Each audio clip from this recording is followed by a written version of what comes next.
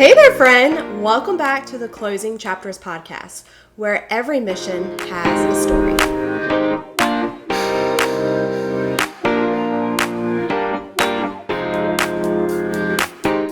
That's what it was normal. Like when I started real estate, that's what we expected. Now, when things started speeding up, sometimes that would ebb and flow a little bit, but on average, that was what we were working with. And we always got typically a year-long listing agreement. And that was totally okay and normal. Now, since COVID, where we had the craze and everybody was having to purchase without even being able to see the house and go over list price, and everything seemed like it was so competitive and you didn't have time to even think, nonetheless act, it's very hard to understand, like, why did we pump the brakes? Like, why aren't houses selling all of a sudden? And it is simply because we are getting back to a position where there is plenty of inventory on the ground and not as many buyers. Hello, my friends. So I have a client that asked me a pretty good question recently, and I want to talk about it. So I got a text message that said, okay, I've got my house listed in Florida and here in North Carolina. I know it's not the realtors, but is this normal? Why haven't my houses sold yet? And she was literally asking about both properties. 2 different states, 2 different properties, 2 different realtors, same result. The houses are just chilling. The question was, is this normal? Is it normal for me to put a house on the market in the fall and still be getting into spring and it not to have sold? What are your thoughts? I would love to know before I dive in. If you have thoughts, put them in the comments. But what I went back to was 1, supply and demand, and 2, past history. So it is very hard for folks that have bought in the past 5 years to really have a gauge of what used to be, or like a normalized market or what we consider a normalized market from prior 2020. And so I explained to my clients, if you would have worked with me from 16 to 19, 2016 to 2019, and we would have listed your house, I would have automatically requested a year-long listing agreement. And I would have told you that we would have had an average of about 180 days on market.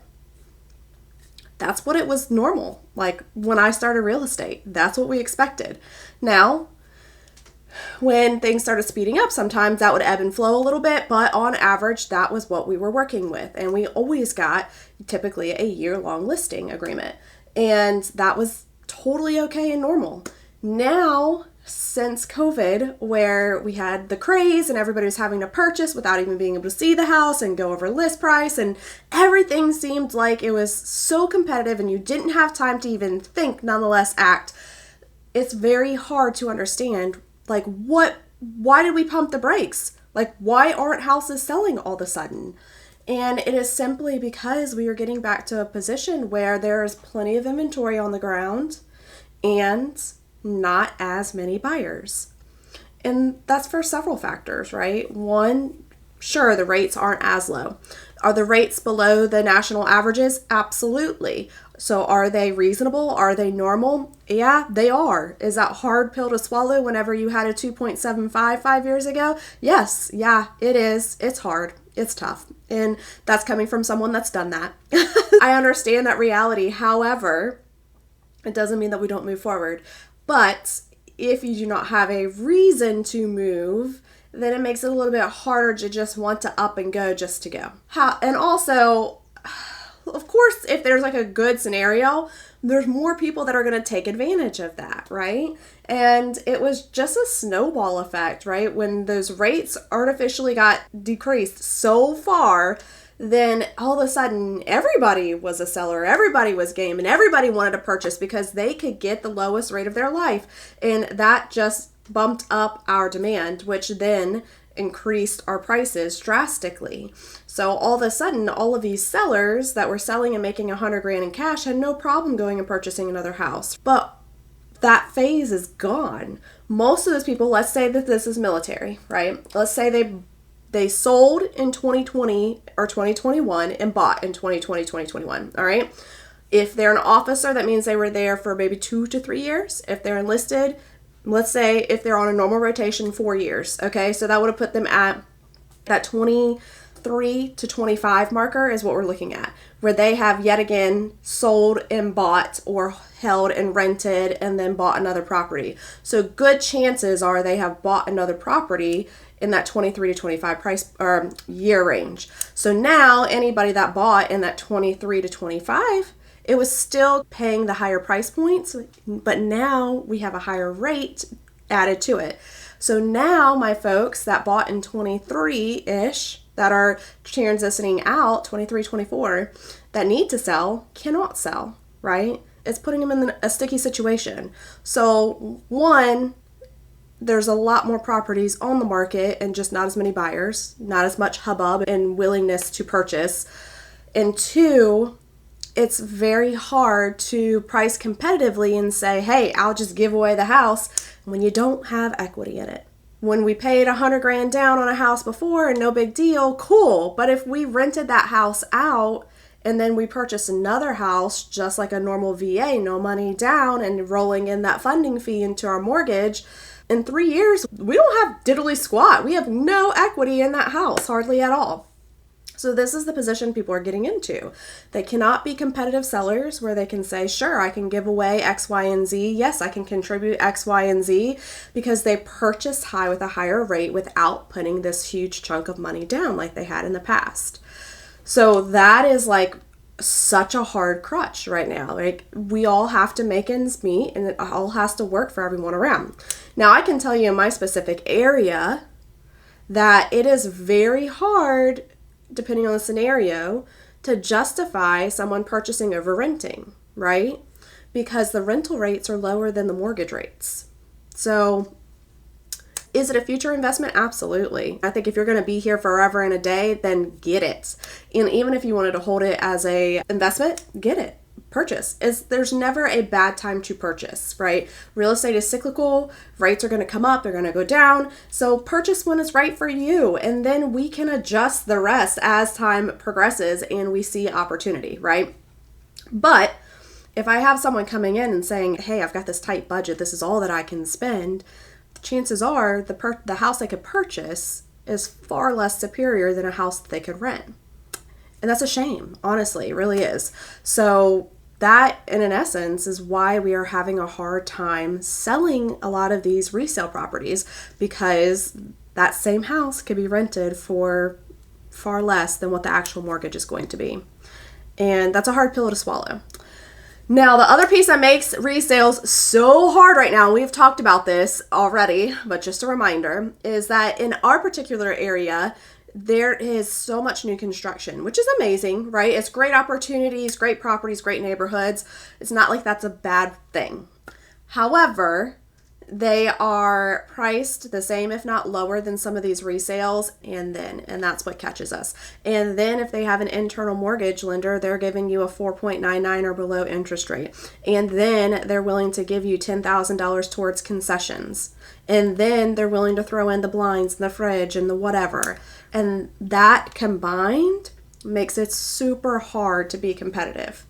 Now, I will even say, on the flip side, sometimes I don't think that realtors are actually looking through information and advocating appropriately for their client, because I have a listing right now where we literally have put in there, hey, if you give us a full price offer, we will do this and this.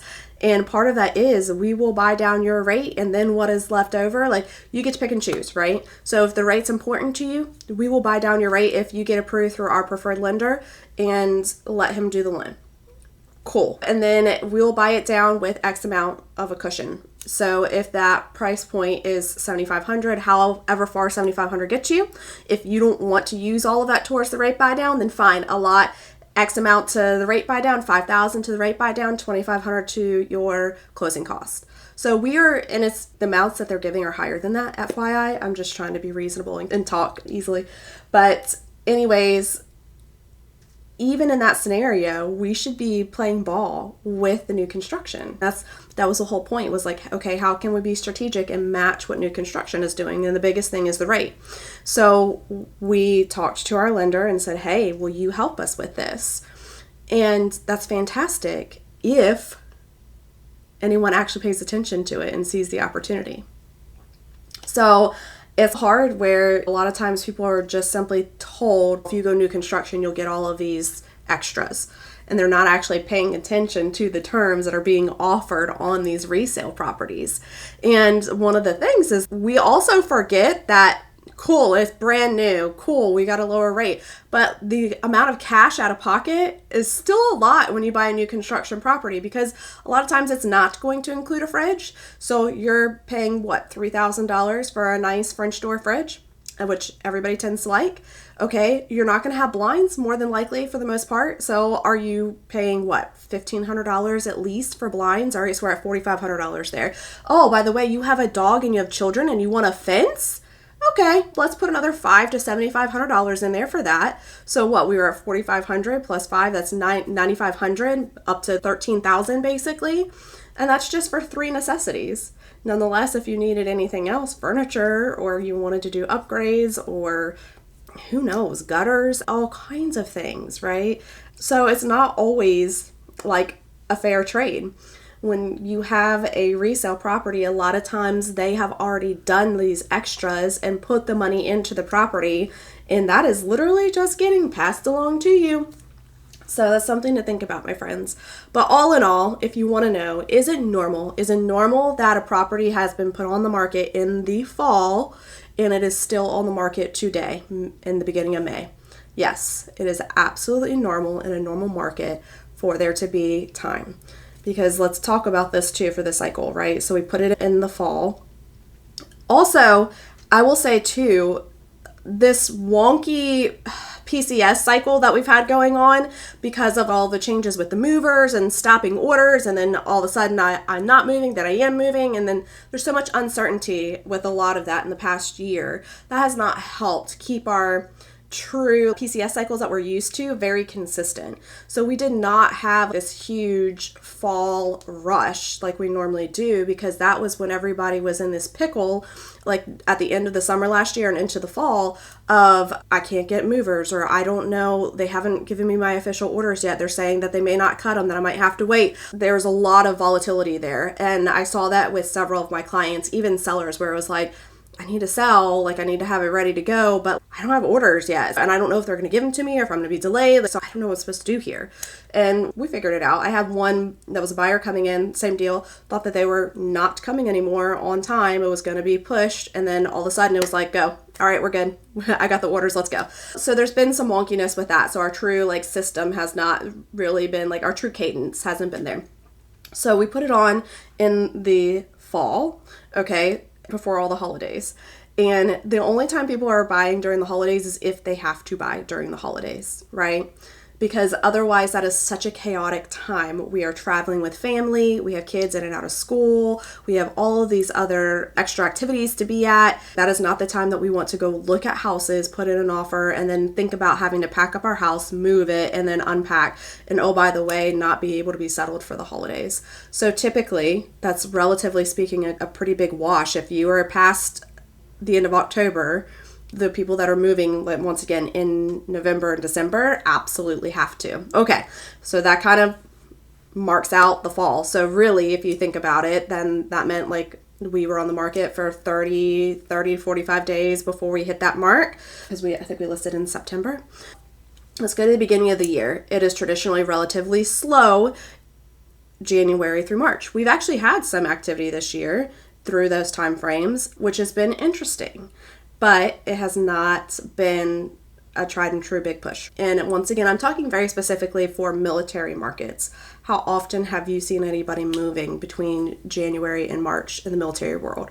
And that's our ideal client, right? So anyhow, there's not been a lot of that. So we go, okay, come March, maybe we're going to start seeing like that early spring.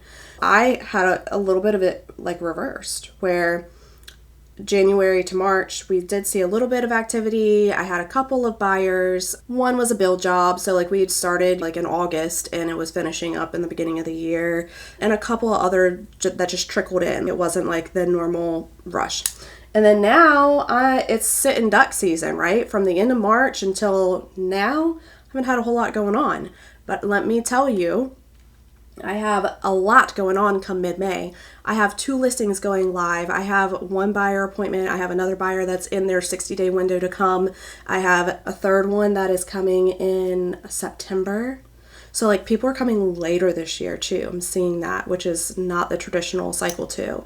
All that to say, I know mid-May to the end of June seems to be like that's where that sweet spot's going to be, just by my business, by the cadence of everybody reaching out to me and trying to do everything in their cycle. So what I would say is hold on.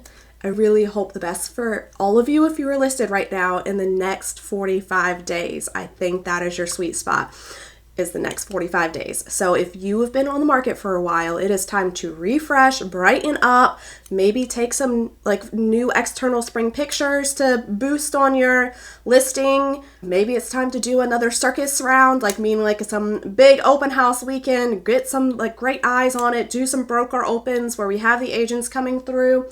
And all this is so subjective to your areas. Some of this stuff really is hit or miss in our areas.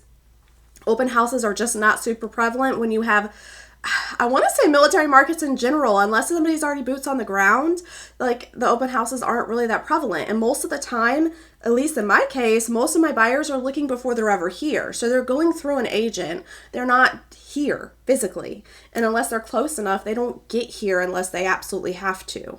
That's kind of hard, right? But a broker open, if we could get agents through the door that are looking out and keeping an eye for our clients, that could be really good. And just really giving back some life to it. Because I always say the listing sweet spot is between April 15 and May 15. So like we are in that sweet spot for things to get moving. So I just want you guys to know that this is totally normal.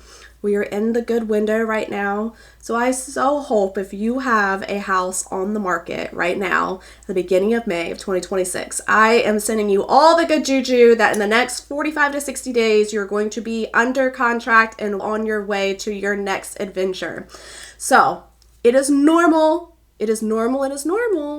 for properties to be on the market a little bit longer depending on supply and demand and the economics of the area. So the other big thing that shifted in my case with this listing, which we've talked about before in a previous podcast, is it was only a year old. The house was only a year old when they bought it, or when they sold it, excuse me. They bought it brand new. Their builder is building the same floor plan within a 2-mile radius of us, $20,000 less. What? A year later. How does that help me? I can't do anything with that. But that's our reality, right? Is like they have those margins apparently, and they're doing this crazy shenanigans, and it's really impacting the resales. So just know that you are not alone. You are not alone, my friend. And it is normal in a very like even keel market where we have a good amount of inventory that you will be on the market for a longer time frame. And it's also really random right now. So if you have an agent that is like saying, hey, there's not really a lot of correlation, they're probably right. I literally just looked up stats on a property the other day and I was like, I wish I could tell you if you drop the price to X that it'll sell. But there's literally no correlation. There's onesie twosies every which way and nothing. There's not like this sweet spot where it shows if you were in this price point, in this location, then you should be good. The bulk of the properties that are literally sitting right now are in like 350s and under. We are priced higher than that, but some of the ones that have recently sold are around our price point or higher. So like the price point is not our issue. It's literally that there is plenty of inventory every which way and what's going. It just has to be the right fit. You have to find that right buyer that is the right fit. And we also don't want to just like hope and wish and pray for any person to walk through the door, because it needs to be a good fit for everybody. It truly does. You don't want a buyer that is wishy-washy or not quite sure about the property, putting in an offer anyways, just to turn around and change their mind or pull it out from underneath of you later. We want confidence all the way around. So as much as it might be hard to wait and hang tight and be patient, just know that the right person is coming. We just have to hang tight and let them find your beautiful house. So you keep holding tight. You keep loving that house, make it beautiful, shiny, Make sure that it is show ready at any given time, because when you least expect it is when it's going to go, baby. It's like you're going to be ready to go on vacation and go out the door, and you're packing for a week to leave the house and have tossed the whole house. You better put that sucker right back together, because I bet you're going to have a whole bunch of showings all of a sudden, right? You're going to have family in town and you want to block out showings for a week. You best just tell that family, hey, I've got 30 minutes notice and then we're going to ship up and get out, and you're going to help me clean up this house. We're going to grab a laundry basket, throw everything in it that we possibly can, and I'm going to wipe down the countertops. Let's go. So have those contingency plans in place, because that is like the law of real estate. For realtors, if we want to do something like personal for us, for have a family day and be away from our phone, nope, you're going to come back to a phone and it's going to be blown up. Or you want to go on vacation, okay, now it's time for 5 buyers to come out of the woodworks, and all, by the way, 3 listings want to be on like yesterday. This is like traditionally the law of real estate. Prepare your summer leave, your vacations, prepare to have family in town, and then make sure you have all those contingency places in place so that way your house can sell. I am sending you so much love, friends. This is a big frustration for a lot of sellers right now, so please know that you are not alone. You are not alone. You are not alone. But if you've not bought or sold a property since before 2020, this feels really tough. And even if you have bought or sold before 2020, it's really hard to remember that far back. It just is. We are forgetful people, and it's just like having babies. We have a baby and we say, we're never doing that again. And then 3 months later, it's, oh my gosh, this little baby, I want another one now. And you totally forget about all the hardship and the pain. The same thing can happen with all these processes. We live life, we go through it, and then we move on. So just remember that someone else has already been there, done that before, and you're going to make it through too. You've got this. You've got this. And if you need any help or advice or just a listening ear, I am here in your corner cheering you on, my friends. Hey, I just wanted to say thank you for being here and listening in on this episode of Closing Chapters with me. I truly enjoy putting this content together, and I hope that you enjoy it too. If so, could you like, subscribe, and share this episode with somebody you know that will enjoy it just as much as you did? Thank you so much.